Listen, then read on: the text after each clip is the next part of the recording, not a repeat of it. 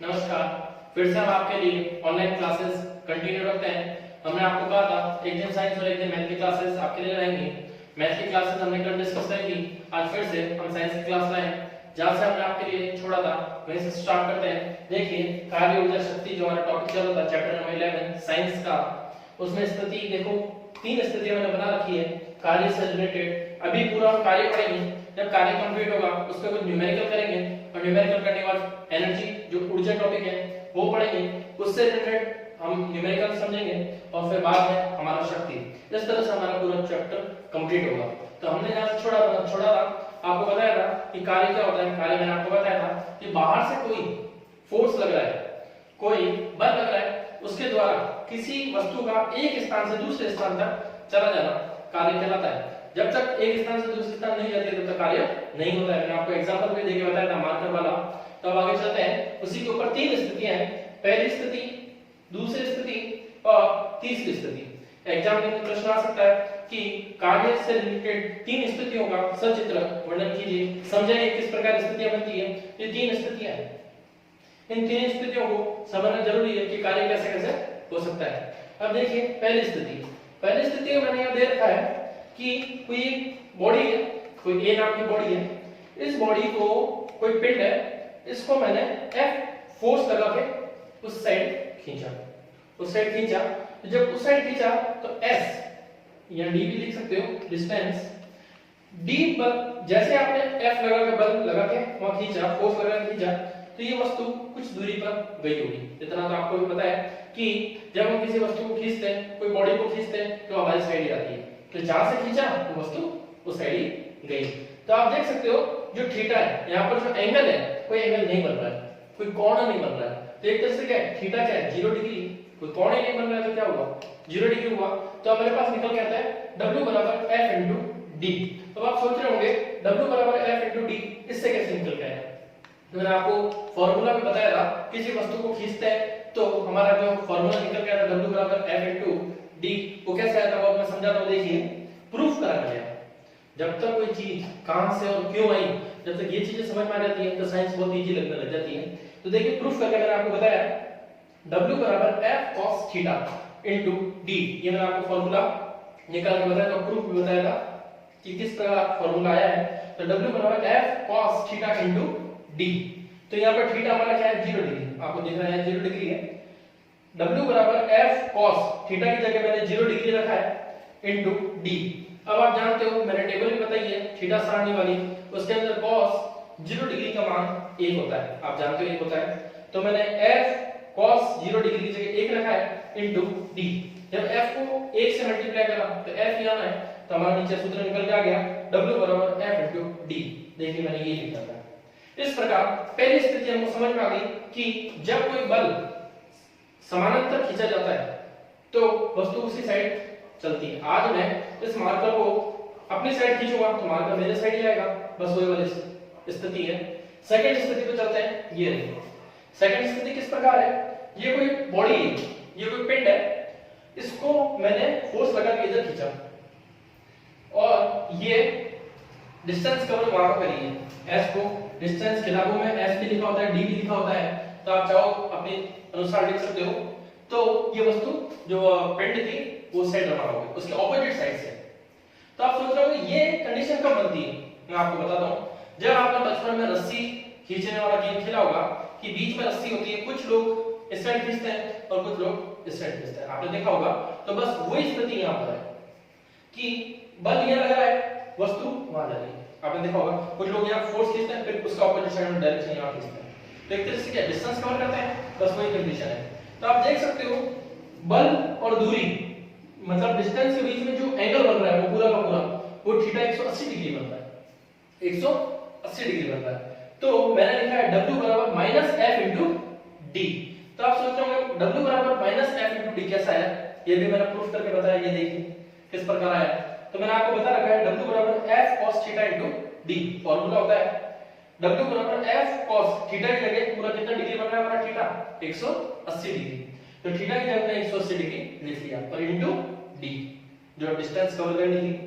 W बराबर F cos 180 degree का मान, ये मैं आपको कैसे निकालते हैं ये मैं आपको 10th में जो मैथमेटिक्स का जब आ गया हमारी एक्सरसाइज 7.1 कंप्लीट हो गया, उसके बाद जो 7.2 आएगी वहां मैं जरूर बताऊंगा कि cos 180 कैसे निकाला है। ठीक है, देखिए अब cos 180 का मान होता है -1, तो ये -1 लिख दिया है इनटू d।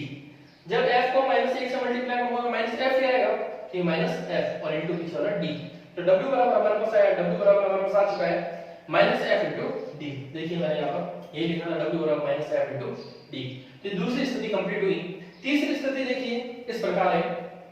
तीसरी स्थिति क्या है, कोई बॉडी है, उसको मैं जब ऊपर खींच रहा हूं तो जितना ऊपर खींच रहा हूं उतना का उतना बल कहां लग रहा है, नीचे की तरफ।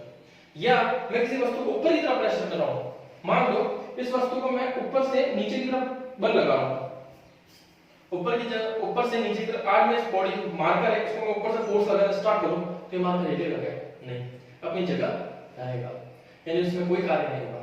तो देखिए ये जो एंगल लग रहा है एक तरह से 90 डिग्री लग रहा है, पूरा स्ट्रेट लग रहा है, लंबवत लग रहा है, तो थीटा हमारा क्या है 90 डिग्री।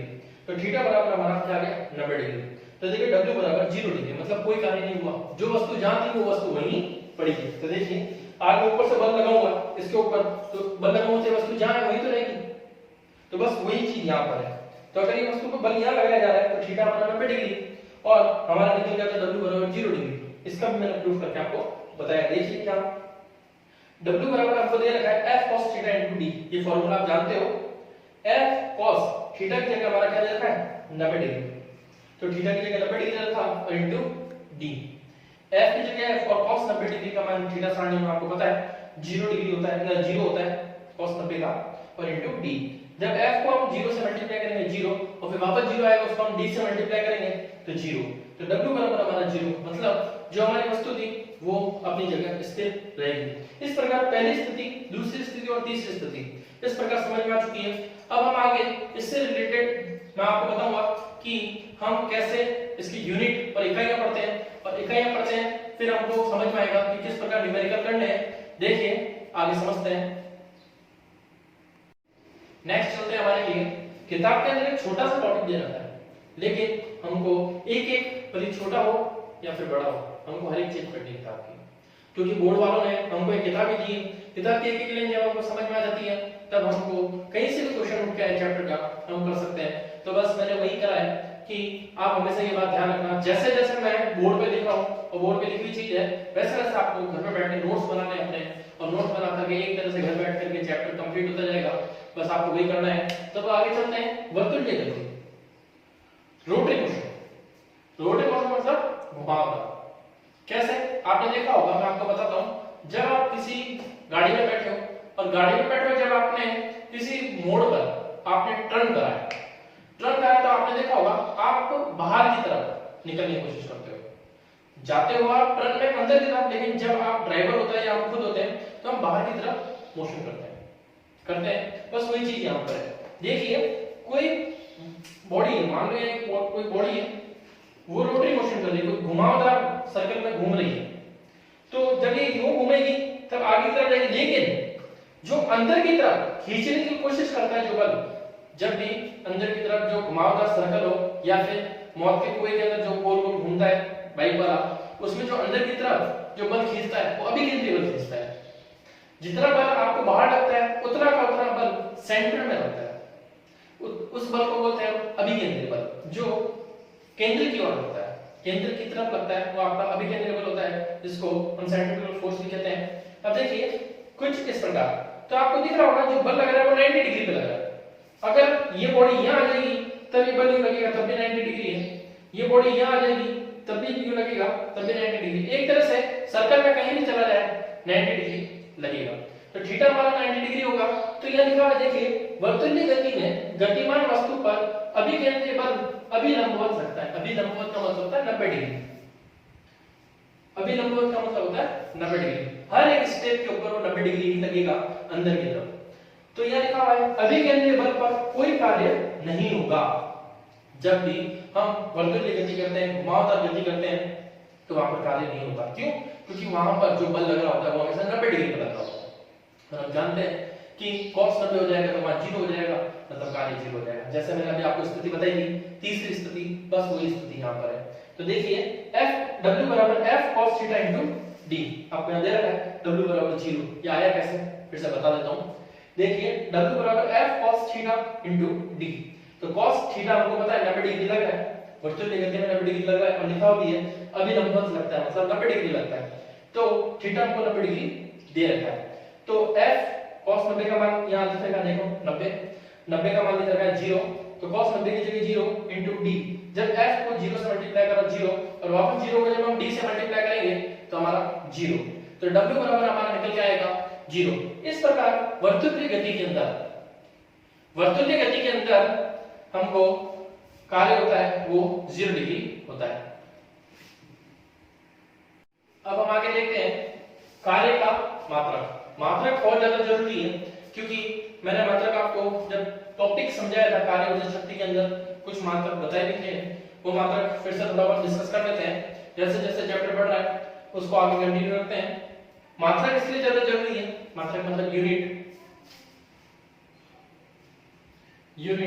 मात्रक का मतलब यूनिट होता है। यूनिट या मात्रक इसलिए जरूरी है क्योंकि जब हम न्यूमेरिकल करेंगे, तो न्यूमेरिकल में करेंगे तो न्यूमेरिकल पीछे मात्रक देख के पता करेंगे कि हमें क्या दे रखा है प्रश्न के अंदर, इसलिए मात्रक बहुत ज्यादा इंपॉर्टेंट है किसी भी न्यूमेरिकल को करने के लिए। अगर मीटर दे रखा है तो हमको पता चल जाएगा ये विस्थापन है या दूरी है।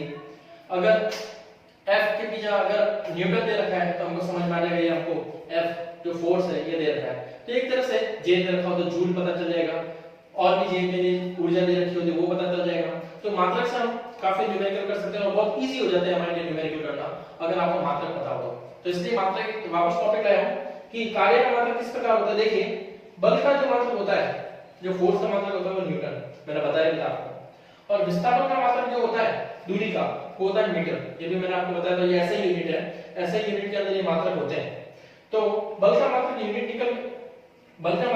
निकल के आया और विस्थापन का मात्रक आपका मीटर निकल के आया। तो कार्य बराबर हम जानते हैं बल इंटू विस्थापन होता है, ये मैंने आपको स्टार्टिंग में बताया था। तो बल का हम किससे प्रदर्शित करते हैं f से, विस्थापन को हम किससे प्रदर्शित करते हैं d से। तो जो f होता है बल का मात्रक होता है न्यूटन और विस्थापन का मात्रक होता है मीटर। तो हमारे लिए कार्य का मात्रक निकल गया है न्यूटन मीटर, दोनों मल्टीप्लाई में है। तो न्यूटन मीटर भी लिख सकते हो या फिर इसे जूल जो जे से प्रदर्शित होता है। तो कार्य का मात्रक हमारे पास निकल के आया न्यूटन मीटर या जूल, ये कार्य का मात्रक हुआ। और ये बात ध्यान रखना ऊर्जा का मात्रक जूल होता है।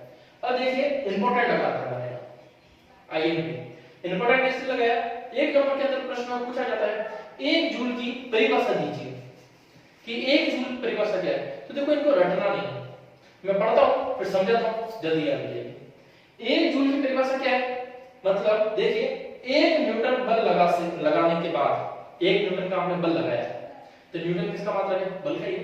तो जहां बल है वहां पर 1 न्यूटन ही लेते हैं और फिर 1 इकाई, तो जैसे 1 जूल का बोला है तो हमको 1 मीटर ही लेना है और 1 न्यूटन ही लेना है, ठीक है। 1 न्यूटन बल से किसी वस्तु को 1 मीटर विस्थापित करने में किया गया कार्य 1 जूल कहलाता है। मतलब किसी वस्तु को 1 न्यूटन बल लगाया, 1 न्यूटन का बल जब लगा दिया तो जो वस्तु है वो 1 मीटर दूर चली गई। समझ रहे हो कि जब कोई वस्तु है उस पर हमने 1 न्यूटन का बल लगाया तो जो वस्तु है वो 1 मीटर दूर चली गई, विस्थापित हो गई। तो उस पे जो कार्य किया गया वो आपका कहलाता है 1 जूल। जो कार्य किया जाता है वो आपका क्या कहलाएगा, 1 जूल।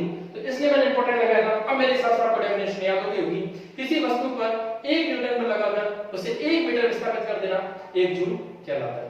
शायद मेरे हिसाब से आपको याद हो गई है। अब देखिए जे किसका मात्रक है, आपको पता है जूल, जूल किसका मात्रक है, कार्य का। न्यूटन मीटर, तो n किसका है, आपको पता है न्यूटन है, n का मतलब क्या है, मीटर है।